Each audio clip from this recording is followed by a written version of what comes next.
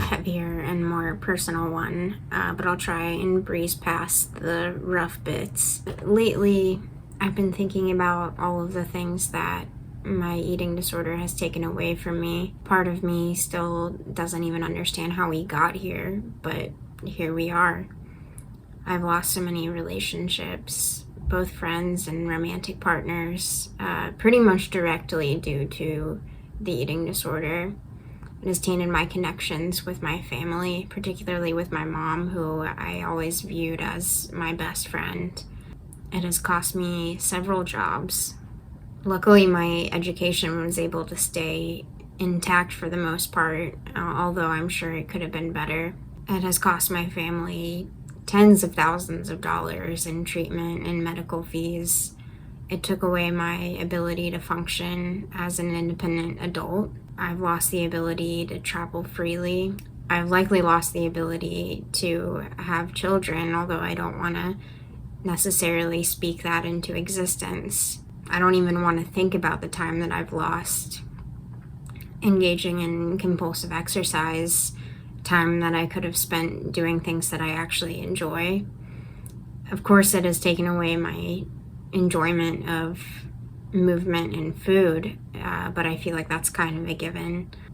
Anyway, I just wanted to get all that out there to get the point across, mostly to myself, that this disorder isn't worth keeping around. I'm sure this story sounds familiar to those of you that are also suffering from mental illness or addiction, but this is me committing.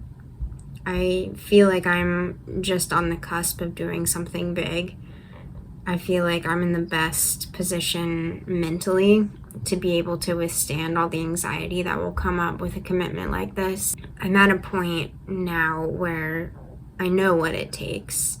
It's not a guessing game anymore.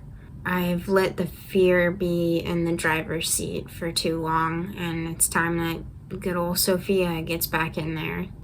But I don't want to make this an abstract claim without concrete goals and actions. I really can't be as intentional with it as I want to be. Viewing it as an adventure or an experiment is one of the goals that I have. There is so much space in recovery for adventure. It truly is just one big adventure, isn't it? And adventures can be scary and intimidating and challenging, but they can also be exhilarating and exciting and enjoyable. Who says that this particular adventure can't be at least a little bit enjoyable? It's rediscovering my love of food, connecting more with myself and others, having more energy. The list really does go on. What I don't want is to look back on my life and only remember worrying about calories and my body.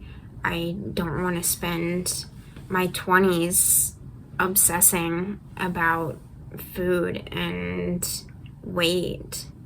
Like, what the fuck is that? How is that a way to spend your life, especially potentially the most exciting part of your life, part of your adulthood? Like, sometimes I think, what if I died or someone around me died and I spent all the time leading up to that filled with anxiety and depression and being unhappy in my skin? That might be a bit morbid, but it does help offer like some perspective on things a little bit. I'm at the point now where I don't have the time or luxury of kicking the can down the road anymore. I feel very much like it's truly now or never, and that means starting today. I would love to get to a point in my life where recovery isn't my main priority, because it just becomes ingrained. It becomes a part of my life, just like the eating disorder has become ingrained in my life over time. But it's okay to have to prioritize something now in order for it to fuse in with the rest of your life later. It's okay to have to put things on the back burner, knowing that you can come back to them when you are in a better place and are more capable. It's okay to take care of yourself now in order to be there for others later.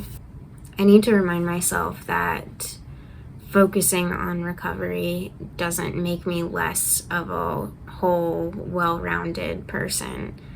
In fact, it can mean just the opposite. Just because I'm focused on food and weight restoration now and medical stability now doesn't mean that that will always be my definition of success.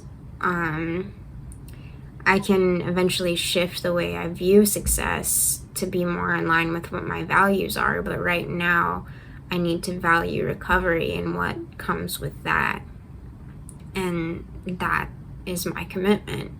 I plan to share in my next video some more concrete goals and highlight some food challenges, maybe to hold myself accountable for the actual follow-through of this commitment.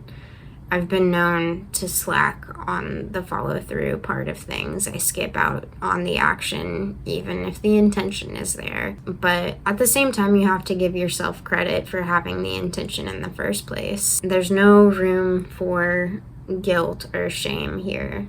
Absolutely no room for it. So anyway, this is your sign to commit to the follow-through. And I hope you can join me on this journey.